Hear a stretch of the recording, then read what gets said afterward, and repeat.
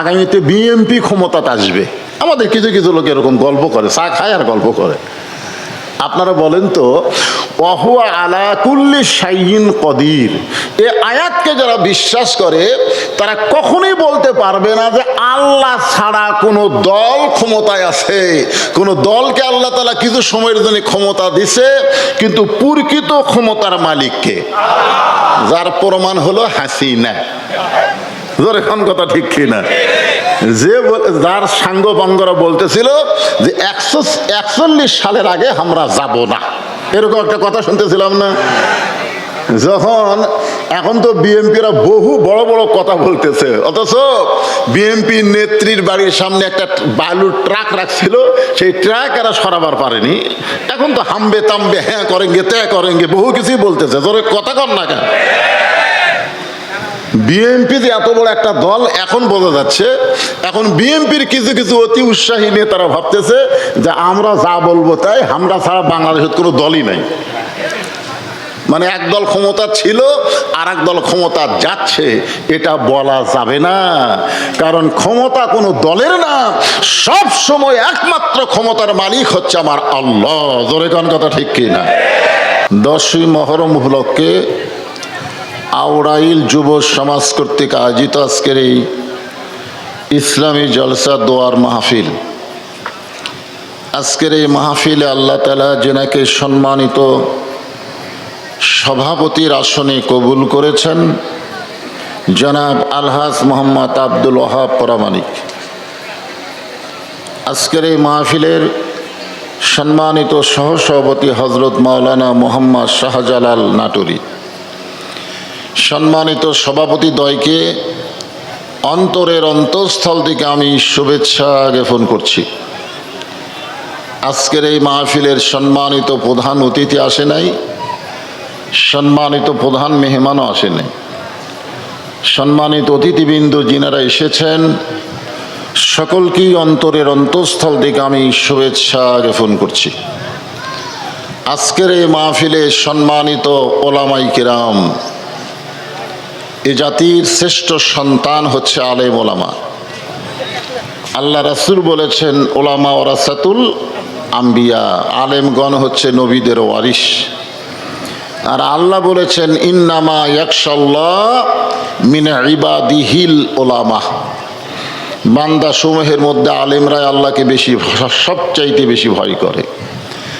যে সমস্ত আলেম ওলামা আপনাদের মাঝে মাঝে বসে আছেন, মঞ্চে আছেন, মাগরিবের নামাজের পর থেকে এত রাত পর্যন্ত কোরআন হাদিসের আলোকে অত্যন্ত গুরুত্বপূর্ণ আলোচনা করে আপনাদেরকে শোনালেন, আলেম ওলামা সহ আজকের এই মাহফিলের বক্তাগণকে অন্তরের অন্তঃস্থল থেকে আমি শুভেচ্ছা জ্ঞাপন করছি।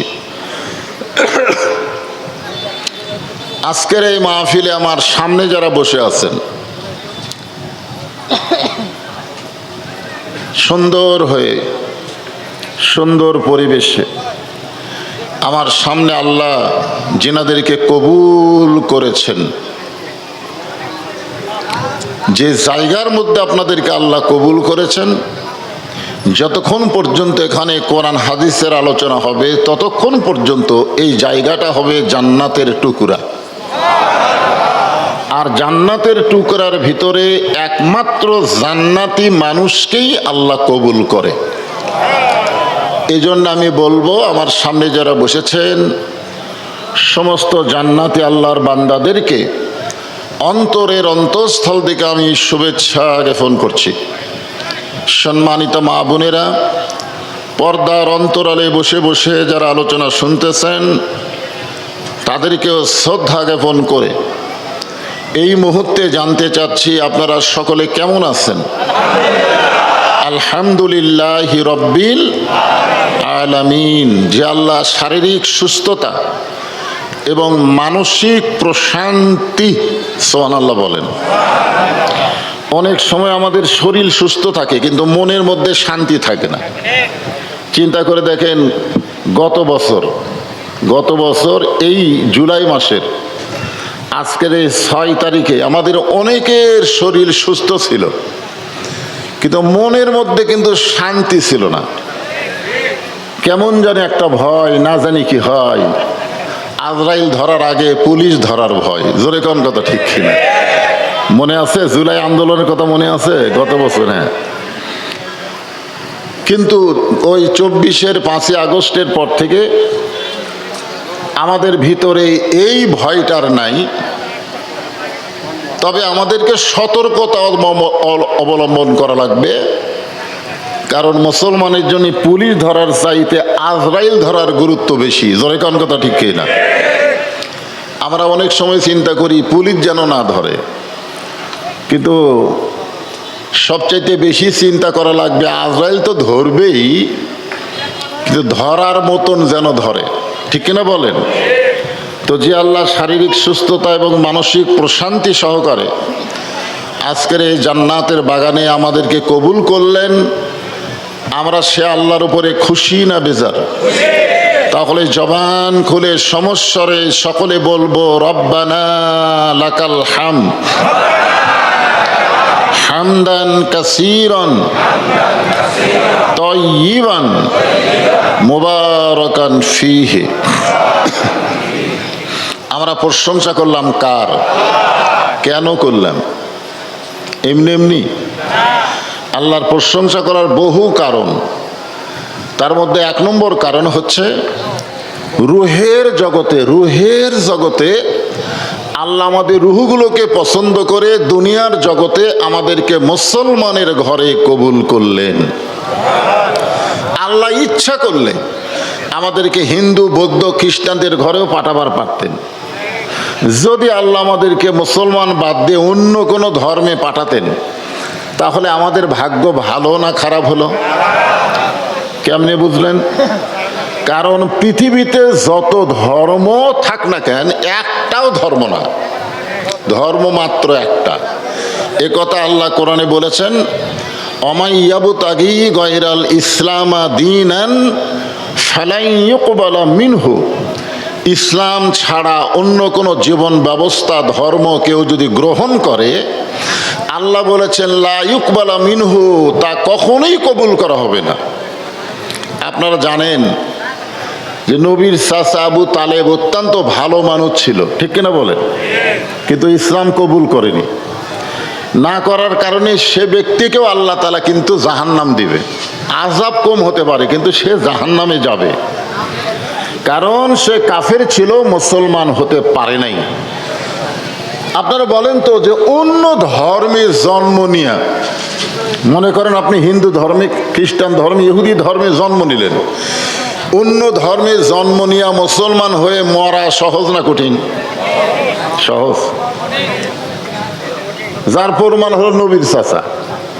নবী কতবার কলেমার দাওয়াত দিলেন, শেষে মৃত্যুর বিছানায় যখন শায়িত, এমন সময় নবী কানে কানে গিয়ে বললেন, চাচা খালি একটাবার বলেন লা ইলাহা ইল্লাল্লাহ মুহাম্মাদুর রাসূলুল্লাহ, আমি আপনাকে হাত ধরে জান্নাতে পৌঁছে দেব।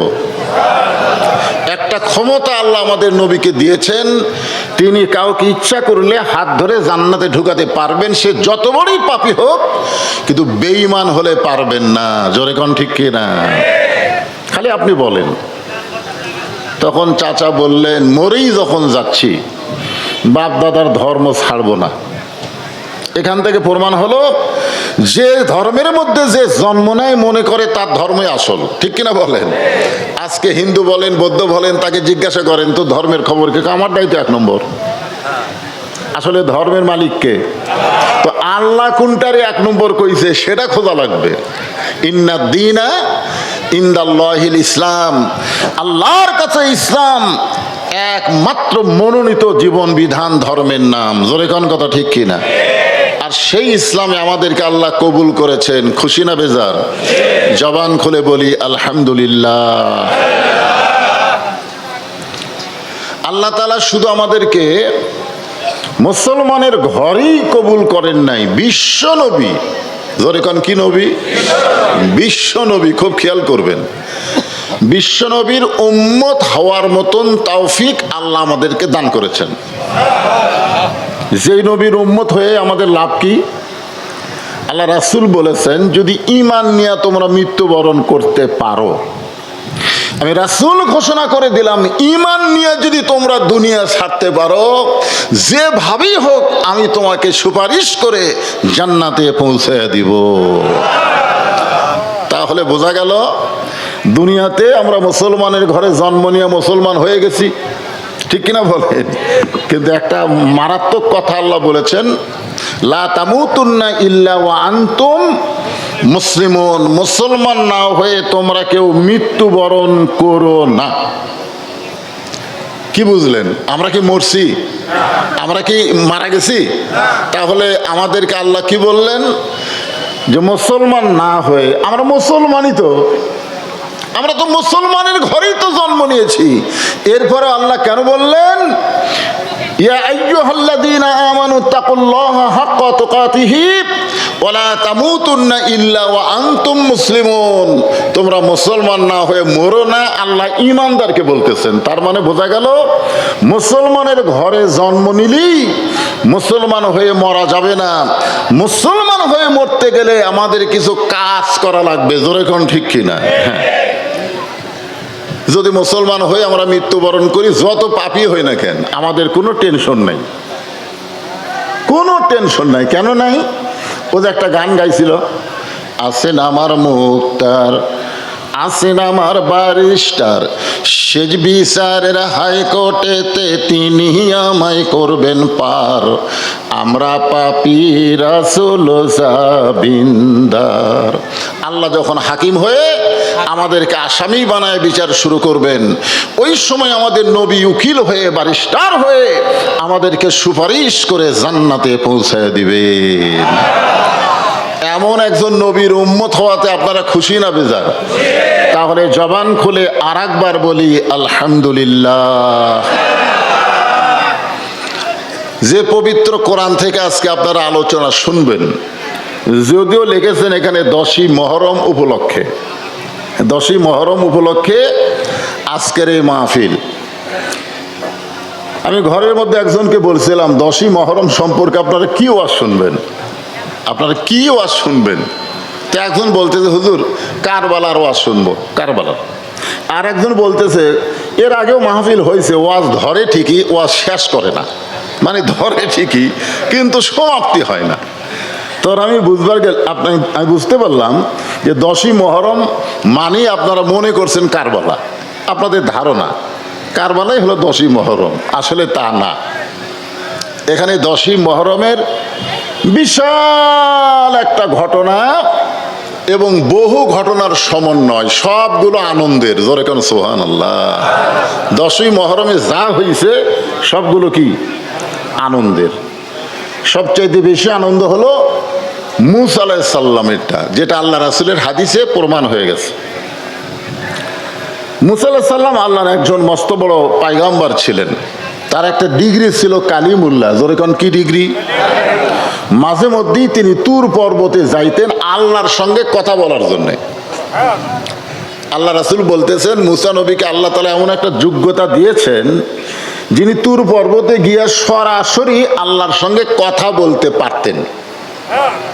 এ কথা শুনে কিছু সাহাবী একটু মন খারাপ। আল্লাহ রাসূল বললেন তোমাদের মন খারাপ হওয়ার কারণ কি? বলে আমরা জানি আমাদের নবী হলো বিশ্ব নবী এবং বিশ্বাসও করি আমাদের নবী হলেন সাইয়্যিদুল আম্বিয়া সাইয়্যিদুল মুরসালিন, সমস্ত নবীদের নেতা, সমস্ত নবীদের ইমাম।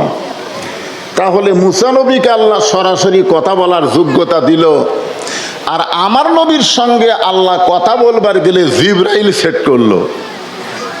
মাঝখানে কি সেট করলো? কথা কন না কেন? জিবরাইলের মাধ্যমে আল্লাহর বাণী কোরআন আল্লাহ নবীর কাছে পাঠালো। তো আল্লাহ রাসূল বললেন সাহাবীরা, মূসা নবী শুধু নিজে কালিমুল্লাহ, কিন্তু তার উম্মতেরা কালিমুল্লাহ ছিল না। মূসা নবী শুধু নিজেই কালিমুল্লাহ, আল্লাহর সঙ্গে কথা বলতে পারত, কিন্তু মূসা নবীর কোন উম্মতকে আল্লাহ কালিমুল্লাহ ডিগ্রি দেয়নি। তোমরা শুনলে খুশি হবে, আমার যে সমস্ত উম্মতেরা আল্লাহর কোরআনকে তেলাওয়াত করবে, আল্লাহর কোরআনকে গ্রহণ করবে, তাদের প্রত্যেককেই আল্লাহ তাআলা কালিমুল্লাহ ডিগ্রি দিয়া জান্নাত দিয়ে দিবে। কারণ কোনো ব্যক্তি যখন কোরআন পড়ে, আপনারা বলেন তো সে কার সাথে কথা কয়? কোরআন কার বাণী? মাশাআল্লাহ। এখন সেই কোরআন থেকে কোরআনের আয়াতকে সামনে নিয়ে আমি 10ই মহরম উপলক্ষে আলোচনা করব। তবে যেটা ধরবো এটা শেষ করবো ইনশাআল্লাহ। আমার ওয়াজ যারা শুনছেন সবাই জানেন যে আমি খামছি না, আবার ওয়াজের এক জায়গায় থুয়ে আগামী বছর দাওয়াত দিব সে পিলিয়ারও আমি না, কারণ এখান থেকে বাড়ি যাওয়ারই গ্যারান্টি আমার নাই। আবার আগামী বছর আসবো সেই গ্যারান্টি আমি কোথার থেকে দিব?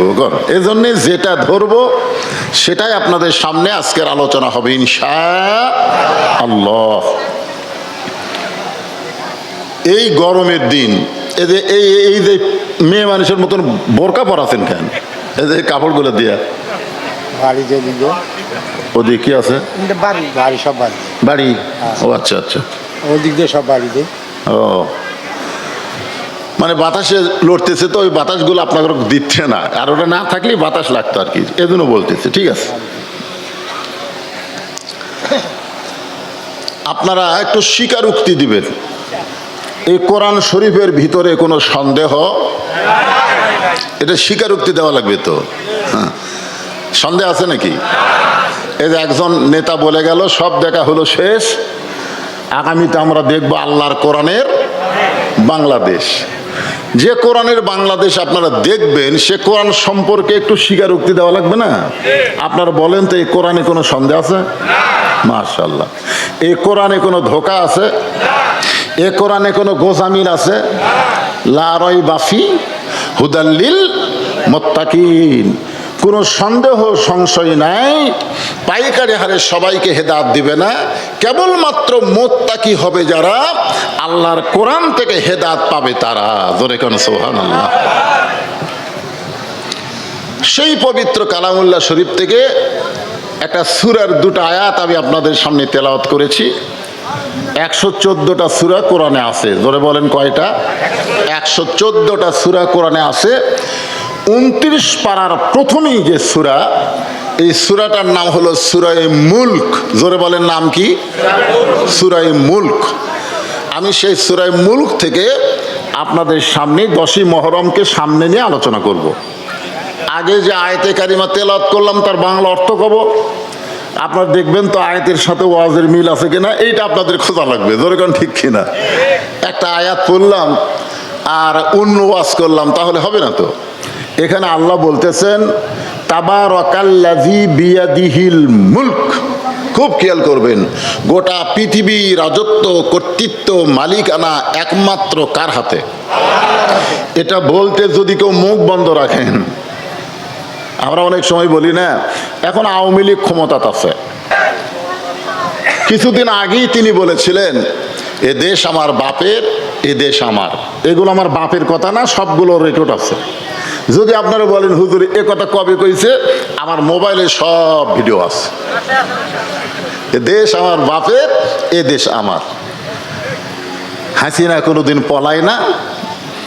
এই কথা বলার কয়েকদিন পরেই, বেশি দিন লাগেনি, কয়েকদিন পরে রাত 9টার সময় 1.5 লাখ টাকার খাট, 12,000 টাকার কম্বল ওড়ে তামানি দিয়ে বলতেছে আমার বাড়ি আমার ঘর আমাকে নামাইকে 5 তলায়। জোরে কোন কয় তলায়? 5 তলায় উঠে এই দোয়া পড়ে ঘুমে গেছে যে আমার বাড়ি আমার ঘর আমাকে নামাইকে। ঘুমের পূর্বে একটা দোয়া আছে, সে দোয়া কি আপনারা পড়েন? আল্লাহুম্মা বিইসমিকা আমুতু ওয়া আহইয়া।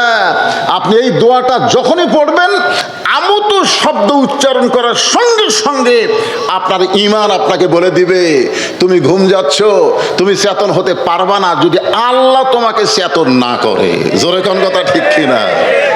এই দোয়া না পড়ে কি দোয়া পড়ছে? যে আমার বাড়ি আমার ঘর আমাকে নামাইকে। তখন কান্দের 2 ফেরেশতা বলতেছে আল্লাহ যে দোয়া পড়ে ওই কম্বলের মধ্যে ঘুমালো, এক নামানার কেউ নাই। রাত 3টার সময় আল্লাহ একটা ভূমিকম্প দিছে। জোরে কোন কি কম্প? ভূমিকম্প বোঝেন? খালি বিল্ডিং একটু কাঁপে উঠছে। এই বিল্ডিং এর কাঁপুনি দেখে ওই এত ফোর্সে নামছে যে কম্বলের মধ্যে যার লুঙ্গি খুলে আসে ঘুমের চোটে, ওটা পরার কথাও আর খেয়াল নেই। একেবারে কি হয়ে নামছে? ন্যাংটা হইয়া নামছে। ফেরেশতারা বলতেছে আল্লাহ নামাইলা তাই বলে ন্যাংটা করে নামাইলা। আল্লাহর সাথে ক্ষমতার অহংকার করে যারা কথা বলবে, আল্লাহ ইচ্ছা করলে হাসিনার মতন তাদেরকে ন্যাংটা করে দেশ ছাড়া করবে। জোরে কোন কথা ঠিক না? বিশ্বাস করতে হবে একমাত্র ক্ষমতার মালিককে, কেবলমাত্র ক্ষমতার মালিককে, সব সময় ক্ষমতার মালিককে। ওহু আলা কুল্লি শাইইন কদির। প্রত্যেকটা বিষয়ের উপরে একমাত্র ক্ষমতা হচ্ছে আল্লাহ। তাহলে বাদশাহী চলবে কার? আরো জোরসে বলুন। আল্লাহর বাদশাহী চলবে। আর দুনিয়াতে মানুষের কি চলবে? যখন আল্লাহ তাআলা আদমকে তৈরি করেনি, তখন আল্লাহ তাআলা ফেরেশতাদের সামনে বললেন, ওয়াইজ ক্বালা রাব্বুকা লিল মালাইকাতি ইন্নী জাইলুন ফিল আরদি খলিফা। যখন আদমকে আল্লাহ তৈরি করেনি, তখনই আল্লাহ ফেরেশতাদের সামনে বললেন, আমি দুনিয়াতে খলিফা পাঠাবো। জোরে কোন কি পাঠাবো? হযরত আবু বকর কি খলিফা? জোরে কোন আবু বকর কি? হযরত ওমর কি? হযরত ওসমান কি? হযরত আলী কি? হযরত আমিরে মুয়াবিয়া কি?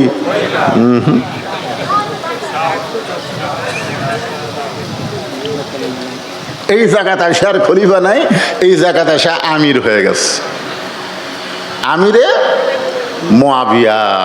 খুব খেয়াল করবেন, সমস্ত ক্ষমতার মালিক আল্লাহ থাকবে, সব সময় আল্লাহর বাদশাহী চলবে। আমরা কেউ বাদশাহ হবার যাব না, আমরা খলিফা হব। খলিফা শব্দের অর্থ হলো প্রতিনিধিত্ব করা, প্রতিনিধিত্ব করা। আমরা আল্লাহর পক্ষ থেকে দুনিয়াতে আল্লাহর আইন অনুযায়ী আল্লাহর আইনকে, আল্লাহর বিধানকে, আল্লাহর কোরআনকে এই বাংলার জমিনে প্রতিষ্ঠা করব। জোরে কোন কথা ঠিক না? খুব খেয়াল করা লাগবে। এই যে কারবালার কাহিনী, মূল ঘটনাটাও বক্তারা কয় না। মূল যে আসল থিম কি, আমি এইটা বলি, 10ই মহরমের উপরে যাচ্ছি। মূল ঘটনা হচ্ছে খেলাফত আর মুলকিয়াত। খুব খেয়াল করবেন, খেলাফত, এ কথা কন না কেন, খেলাফত আর মুলকিয়াত। মুলকিয়াতের মালিককে, আর খেলাফতের দায়িত্ব কার? মানুষের।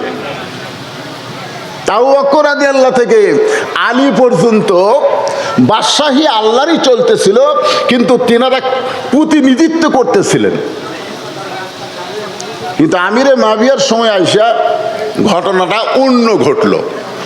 হ্যাঁ, এখানে খেয়াল করবেন, বর্তমানে সৌদি আরবে যে তন্ত্র চলতেছে, এই তন্ত্রের নাম হলো রাজতন্ত্র। জোরে কোন কি তন্ত্র?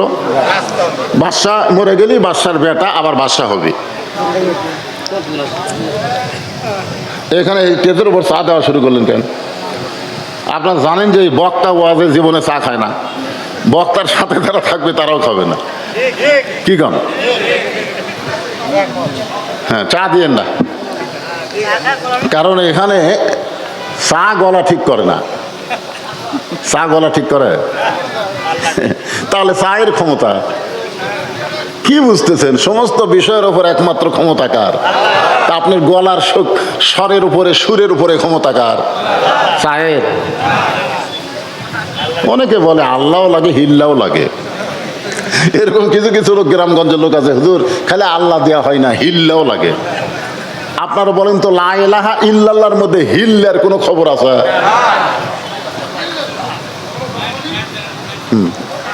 তাহলে আমরা কি বলবো? শুধু আল্লাহ লাগে, হিল্লা, জোরে বলেন, হিল্লা লাগে না। অনেকে বলে আল্লাহও লাগে, হিল্লাও লাগে না, তা লাগে না। হ্যাঁ, খুব খেয়াল করে শুনবেন। الذي خلق الموت والحياة ليبلوكم أيكم أحسن عملا وهو العزيز الغفور। আল্লাহ বলতেছেন, তোমাদের মৃত্যু এবং জীবনকে আমি আল্লাহ সৃষ্টি করেছি। আল্লাযী খালাকাল মাউতা ওয়াল হায়াতা, আমাদের মৃত্যু এবং হায়াতকে সৃষ্টি করেছেন কে? আল্লাহ বলতেছেন লিয়াবলুয়াকুম, তোমাদেরকে পরীক্ষা করা হবে। আপনারা বলেন তো কি করা হবে? পরীক্ষা। পরীক্ষা পরীক্ষা বোঝেন আপনারা? পরীক্ষা বোঝেন? হুজুর আমি জীবনে স্কুলেই যাইনি, পরীক্ষা কি? এখানে আল্লাহ বলতেছেন লিয়াবলুয়াকুম, তোমাদেরকে পরীক্ষা করা হবে। আইয়ুকুম আহসানু আমালা। পরীক্ষার সাবজেক্ট হচ্ছে সুন্দর আমল। এই পরীক্ষার সাবজেক্ট কি? সুন্দর আমলের পরীক্ষা করা হবে। এখন সুন্দর আমলের পরীক্ষা যদি আমরা দিতে চাই, খুব খেয়াল করবেন, সুন্দর আমলের পরীক্ষা আমরা দিব, কিন্তু পরীক্ষা দিবার গেলে সুন্দর আমল করা লাগবে। তো আমল না করাই পরীক্ষা দিবেন?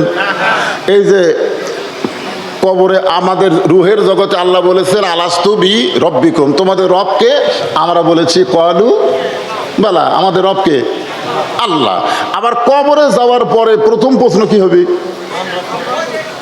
রবের কথা তো আমরা রুহের জগতে বলছি, আবার কবরে ঢুকে একই প্রশ্ন, মান রব্বুকা, তোমার রবকে? কথা কয় না আল্লাহ। পারবেন তো বলবার? না না, এই যে আল্লাহ এখন বললেন, কবরে যাই তো বলবার পারবেন? আল্লাহ সুযোগ দিবি না তো। আল্লাহ বলেছেন তোমাদের পরীক্ষা করা হবে। মসজিদের মধ্যে যায় যখন আপনি নামাজের নিয়ত করে প্রথম কি বলেন? আলহামদুলিল্লাহি রব্বিল আলামিন। আপনি রুকুতে গিয়ে কি বলেন? সুবহানা রব্বিয়াল। সেজদায় গিয়া কি বলেন? সুবহানা রব্বিয়াল। সামি আল্লাহু লিমান হামিদা বলার পরে কি বলেন? রব্বানা লাকাল হামদ।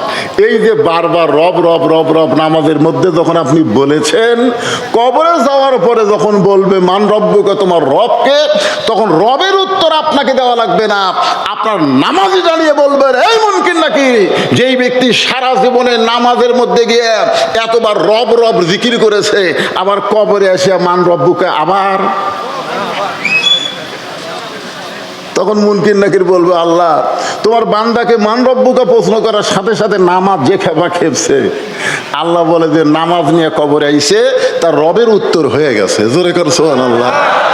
তাহলে রবের উত্তর দিবার গেলে পরীক্ষায় পাশ করতে হলে আমাদের নামাজি হওয়া লাগবে। জোরে কর, কথা ঠিক কিনা? কথা বলেন ঠিক কিনা? কিন্তু এখন তো বাংলাদেশের সবাই নামাজ পড়ে না। যেই যুবকেরা আজকে যুব সমাজের উদ্যোগে আজকের এই 10ই মহরম মাহফিল হচ্ছে, আপনি খুঁজলে দেখেন এই যুবকদের মধ্যে অনেকেই মাগরিব এসব নামাজই পড়েনি। এরা মাহফিল করতেছে, 10ই মহরমের ওয়াজ শুনবে, কিন্তু নামাজের গুরুত্ব বুঝবে না।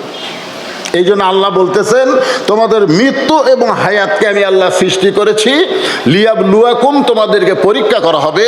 আর পরীক্ষার বিষয়টা হচ্ছে আইয়ুকুম আহসানু আমালা, সুন্দর আমলের পরীক্ষা। এখন সুন্দর আমল আমরা করতে চাই, ঠিক কিনা বলেন? কিন্তু সুন্দর আমল করতে গেলে সুন্দর একটা পরিবেশের দরকার আছে না নাই? পরিবেশ, জোরে কোন কি? আজকে আমাদের বাংলাদেশে যেই পরিবেশ চলতেছে, আগে আপনাদের কারবালা শব্দের অর্থ বলি। কারবালা কিন্তু কোনো জায়গার নাম না। আজকে আপনারা একটু মনোযোগ দিয়ে শুনবেন, কারবালা কোনো জায়গার নাম না। পৃথিবীর কোনো জায়গায় কারবালা জায়গা পাবেন না। ফোরাত নদীর কিনারায় আমরা জানি একটা ঘটনা ঘটে গেছে, যেই ঘটনাকে আমরা বলি কারবালা, কিন্তু কারবালা কোনো জায়গার নাম নয়। কারবালা হলো আরবি শব্দ। জোরে কোন কি শব্দ? এই শব্দ আগে কি ছিল? আগে এই শব্দ ছিল কারিবুল বালা। কারিবুল বালা মানে বিপদ অতি নিকটে। খুব খেয়াল করবেন, বিপদ অতি নিকটে। এখন সেই কারবালাটা আস্তে আস্তে, এই কারিবুল বালাটা আমার দিকে খেয়াল করে, ওটা কে ছিল? আচ্ছা আচ্ছা, তুই এসে ফ্যান ঘুরে দিস ওইদিকে।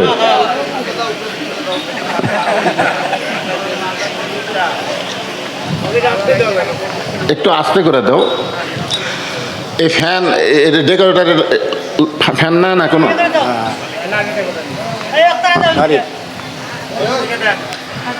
আচ্ছা, এই যুবকেরা যে মাহফিল করতে, যুবকেরা কোথায় গেল? এত যুবক থাকতে পাগলাইটে কি করে?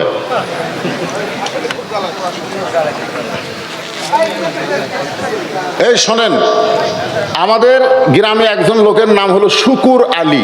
নাম কি? কিন্তু এখন সবাই ডাকে শুক্রা শুক্রা করে। শুক্রা করলেই ডাক উত্তর দেয়, কেরা শুক্রা উত্তর দেয়, কিন্তু ওর নাম কি শুক্রা? ওর নাম হলো শুকুর আলী। তাহলে আসলে কারবালা এটা ছিল কারিবুল বালা, কিন্তু সংক্ষেপে বলে কারবালা। এর অর্থ হলো বিপদ অতি নিকটে। আপনারা বলেন তো, আমাদের সবচাইতে বড় বিপদ অতি নিকটে, তার নাম কি? মৃত্যু। তাহলে আমাদের জীবনে কারবালা আছে না নাই? যদি কেউ আমরা জানতে পারতাম যে আমি 20 বছর পরে মরবো, এরকম যদি ক্ষমতা আমাদের থাকতো যে আমার তো এখন মরণ হবে না, 2042 সালে বা 2045 সালে আমার মৃত্যু হবে, এরকম যদি জানবার পারতাম তাহলে একটু মশান নিয়ে ঘুরতে পারতাম। যাকবারে এখনো 20 বছর আছে, এখনো 20 বছর আছে, একটু মশান নিয়ে চলি। আপনারা কেউ কি জানেন এরকম খবর যে আপনি 20 বছর পরে মরবেন? সবচাইতে নিকটতম জিনিসের নাম হলো মৃত্যু। যে মাহফিলে বসে আছেন, এখান থেকে বাড়িতে যাওয়ার কোনো যোগ্যতা, কোনো ক্ষমতা আমাদের নাই যদি আল্লাহ আমাদের না নিয়ে যায়। জোরে কোন কথা ঠিক কি না? তাহলে আমরাই তো বড় বিপদের মধ্যে আছি। হাসিনার 16 বছরে ওয়াজ করছি, বাড়ির থেকে বের হলেই আমার বউ আমার কানে কানে বলে দিতেন, আজকে কোথায় যাবেন? বলে অমুক জায়গায়। কই দেখে শোনা ওয়াজ করবেন? বলে কি দেখবো? বলে আশেপাশে আগে দেখবেন, পুলিশের গাড়ি, র্যাবের গাড়ি, আওয়ামী লীগ সরকারের কোনো ক্যাডার ট্যাডার আছে পাশে আছে কিনা, এরকম দেখে শোনা ওয়াজ করবেন। আমি বললাম কেন? বলে এমন ওয়াজ করবেন আপনি যেন ধরা না পড়েন, আপনি যেন ধরা না পড়েন, আপনি যেন আবার সহি সালামতে বাড়িতে আসতে পারেন। আমি তখন বইয়ের কপালে একটা চুমা দিলাম। বউ বলতেছে, আমার কথা আপনার বিশ্বাস হয়েছে? আমি বললাম না। তো চুমা দিলেন কেন? বলে চুমা দিয়ে তোমাকে বুঝাইতে চাচ্ছি জীবনের শেষ চুমা, আর হয়তো আমার চেহারা দেখতে নাও পারো। বউ চুম করে বলতেছে, এর আগেও তো পুলিশ আপনাকে অনেকবার ধরছে, আপনাকে তো ছেড়ে দিছে, তো জীবনে দেখা হবে না। তার মানে আমি বললাম, তুমি চিন্তা করো পুলিশ ধরা, আর আমি মুসলমান হয়ে চিন্তা করি আজরাইল ধরা। জোরে কোন কথা ঠিক কি না? যে কোনো মুহূর্তে আমাদেরকে আজরাইল ধরতে পারে, কোনো চিন্তা নাই, কোনো টেনশন নাই, ধরুক আজরাইল। আপনারা বলেন তো, হোসেনকে যে আজরাইল ধরছে, এটা কি আজরাইলের ইচ্ছাই না আল্লাহর ইচ্ছাই? কথা বলেন না কেন? কার ইচ্ছাই? আল্লাহর ইচ্ছাই। এই যে হোসেনকে কারবালার প্রান্তরে আল্লাহ তাআলা এভাবে নিয়ে গেলেন, এই নিয়ে যাওয়ার মধ্যে আমাদের মূল শিক্ষা, আজকে সেই শিক্ষাটুকু আপনাদেরকে আমি জানাবো কোরআনের এই 2টা আয়াতের মাধ্যমে। একটু মনোযোগ দিয়ে খেয়াল করবেন। আর 10ই মহরম সম্পর্কে যেটা বলতেছিলাম সেটা শুরু করলাম। হ্যাঁ, মনোযোগ দেন। শুরু করলাম 10ই মহরম। এখন তুর পর্বতের কিনারায় গিয়ে মুসা নবী দাঁড়িয়ে আছেন। কোন নবী? মুসা নবী দাঁড়িয়ে আছেন। কিছুক্ষণ পরে আল্লাহ বলতেছেন, মুসা তোমার খবর কি? মুসা বলতেছে আলহামদুলিল্লাহ। তো এখন আল্লাহ তাআলা মুসা নবীর খবর নিল। মুসা তোমার খবর কি? মুসা বলতেছে আলহামদুলিল্লাহ।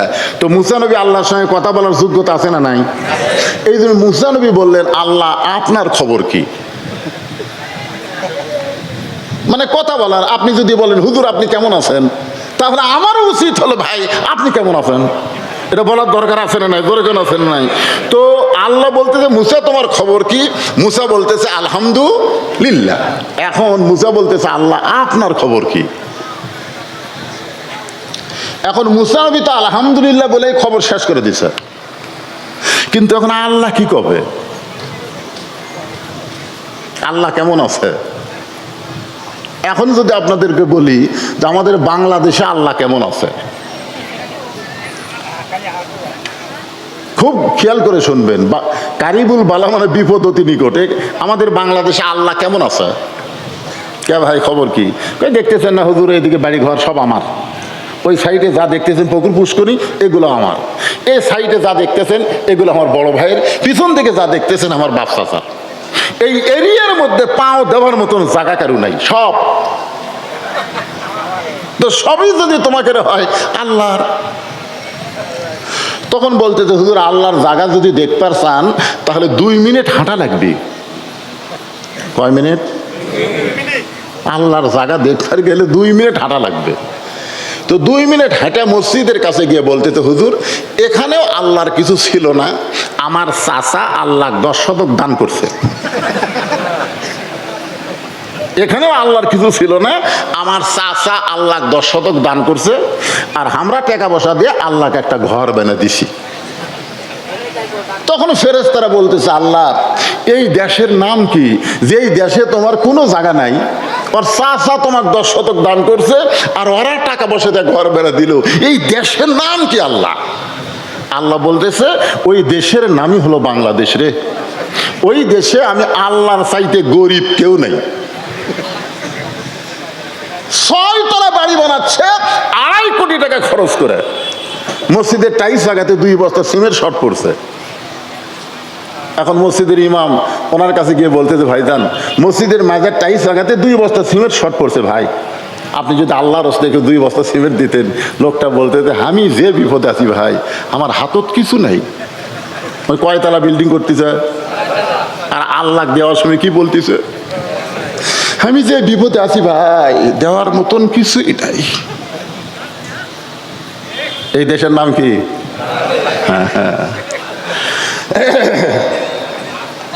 এখন মুসা বলতেছে আল্লাহ আপনার খবর কি? সঙ্গে সঙ্গে আল্লাহ বললেন আমি আল্লাহ কেমন আছি যদি জানবার চাও, ইজহাব ইলা ফিরাউন ইন্নাহু তাগা। খুব খেয়াল করবেন মহরম সম্পর্কে, 10ই মহরম সম্পর্কে সহি যে ওয়াজ, সে ওয়াজটা আপনাদেরকে সামনে উপস্থাপন করতেছি। আমি আল্লাহ কেমন আছি যদি জানবার চাও তাহলে ফেরাউনের কাছে যাও। ইন্নাহু তাগা। তাগা শব্দের অর্থ হলো ফেরাউন সীমা লঙ্ঘন করেছে।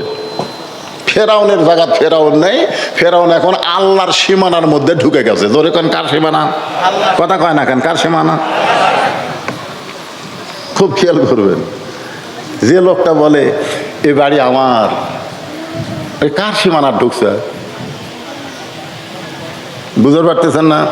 ওই যে পুকুর দেখতেছেন হুজুর, ওই পুকুর আমার। যে শাহাদত আঙ্গুলি দিয়ে আপনি বলেন আশহাদু আল্লা ইলাহা ইল্লাল্লাহ, বলেন না?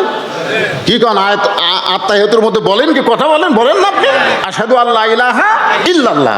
আপনি নামাজের মধ্যে আপনি আল্লাহর সাক্ষ্য দিলেন আর বাইরে এসে বলতেছেন ওই পুকুর আমার, ওই বাড়ি আমার। তাহলে আপনি তো সীমানা ত্যাগ করে আল্লাহর সীমানার মধ্যে ঢুকে গেছেন, যার মালিক আল্লাহ, আপনি কিছুই না, আর সেই জায়গার মালিকানা দাবি করতেছেন। তার মানে আপনিও বড় ফেরাউন না হলেও, আমি বড় ফেরাউন না হলেও ছোট ফেরাউন হয়ে গেছি। জোরে কোন কথা কর না কেন ভাই?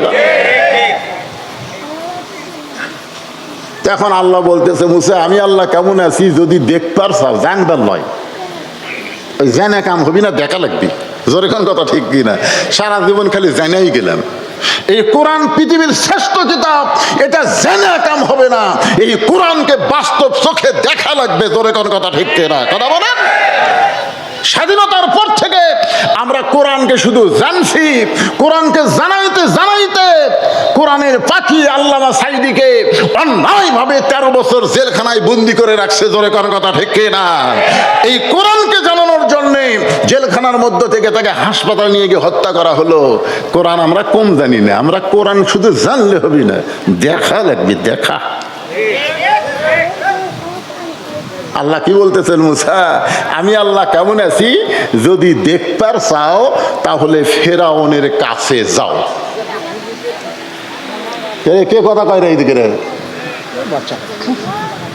হুজুর রাই, আপনি খোঁজ লিয়া দেখেন, মুরব্বী খোঁজ লিয়া দেখেন, এরা হলো সিজার করা। এখন 99% সিজার করা। কারণ সিজার করার বাচ্চারা অস্থির হয়। অস্থির হওয়ার পিছনে কারণ আমি ডাক্তারের কাছে শুনছি। বাংলাদেশে দেখবেন কোনো ডাক্তার, বড় যারা ডাক্তার, তাদের বউকে সিজার করায় না। আপনি খোঁজ করে দেখেন আপনার নাটোরে বড় ডাক্তার, ভালো ডাক্তার, তার বউকে সিজার করায় না। কারণ নর্মালে বাচ্চা নেয়, নর্মালে বাচ্চা নিলে বাচ্চারও লাভ, মায়েরও লাভ। তাহলে কি এক নম্বর কি, বাংলাদেশের কোনো ভালো ডাক্তার বউরে সিজার করায় না।